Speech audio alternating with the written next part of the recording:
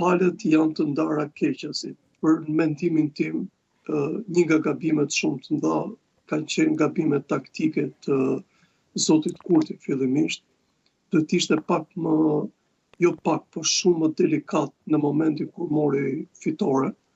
Dhe dyta në pjesën e paqartësisë të dy formacioneve, e shoh pak më të maturuar PDK-n, sepse Zoti Hamza për hir të vërtetës ka staturë qeverise dhe ka një lloj stature qeveritare, por shikoj ke LDK-ja dhe ju e dini edhe vetë që Zoti Abdixhiku e para ishte larg parashikimit të tij të zgjedhjeve.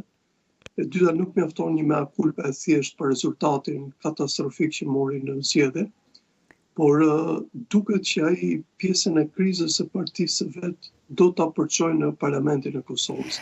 Është një fat i madh në këto momente. Po, nëse do të marrim.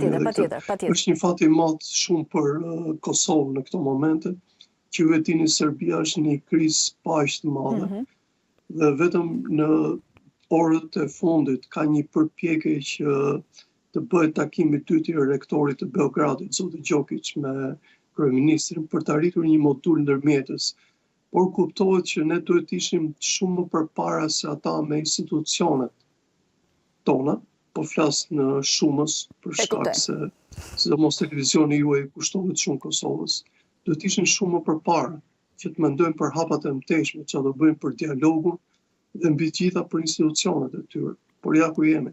E kuptoj, Beni, po mundohet të fitoj kohë për të bërë numrat Zoti Kurti që insiston tek Albulena Xhiu, apo po projekton çfarë do të ndodhë në zgjedhjen e presidentit e në raste të tilla ushtrimet e detyrës së presidentit pas përfundimit mandatit mund të ketë kryetaria e kuvendit dhe Kurti dëshiron të bindurën e tij në atë post. Është taktik hibride. Dhe më vjen keq që kjo lloj taktike hibride ka zbritur nga lufta.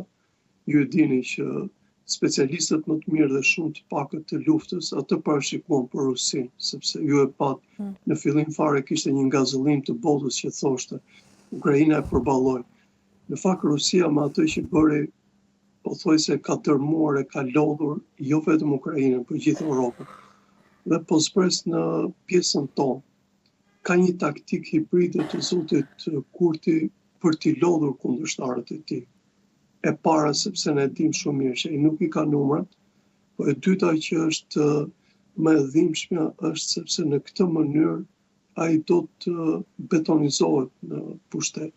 Më vjen keq se sa më shumë kalon koha, aq më shumë element autokratik merr ai, paçka se demokracia e Kosovës me këtë multipolitikën e vet, domethënë formësimit të shumë partive, ka një element demokratik që ti të jetë detyruar që të bësh kompromise. Dhe në artin e kompromisit duket që Zoti Kurti, përveç se mund të ushtrojë pushtetin e numrave, nuk e ka forcën të themi qoftë morale, po qoftë edhe estetike politike për t'i bashkuar.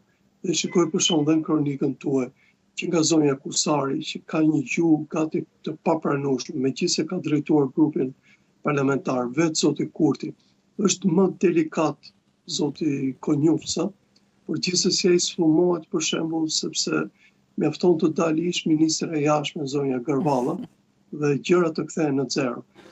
Dhe në këtë moment ku jemi duket që ky kaos që po ndodh në Kosovë po nxjerr realisht atë nivelin e demokracisë së tyre, që në vend të përmirësohesh, ai po dobësohet, paçka sepse në sistemin zgjedhor politik ata e kanë më të mirë se ne për hir të vërtetës, por nuk kanë luksin të vazhdojnë kështu. Falë. Pa problem. Beni, shkojmë pak në Maqedoninë të Veriut, edhe atje duket se koalicioni shqiptar nuk mbijetoi gjatë brenda qeverisë. Mënyra se si ishte krijuar ndoshta ai koalicion edhe mund të parashikojë se kështu do të shkonte. është kalkulim i asaj çfarë po mendojnë qytetarët, pasi ne kemi parë disa akte, disa vendime që janë marrë, të cilët kanë ngritur pak edhe shqetësimin ke shqiptarët se çfarë po ndodh me të drejtat e tyre të fituara me gjak, apo thjesht